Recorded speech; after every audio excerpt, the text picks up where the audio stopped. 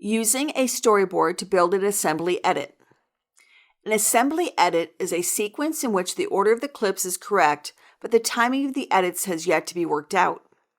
It's common to build sequences as an assembly edit first, just to make sure the structure works, and then adjust the timing later. You can use storyboard editing to quickly get your clips in the right order. Save your current project. This is good practice when you reach any major milestone in the development of your project. Open Lesson 05 Desert Sequence in the Lessons folder.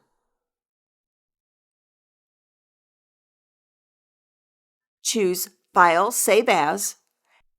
Save the project as Lesson 05 Desert Sequence Working. Double-click the desert montage sequence to open it in the timeline panel. This sequence has music but no visuals. You'll add some shots using a storyboard edit. The audio track A1 has been locked. Click the track padlock to lock and unlock a track.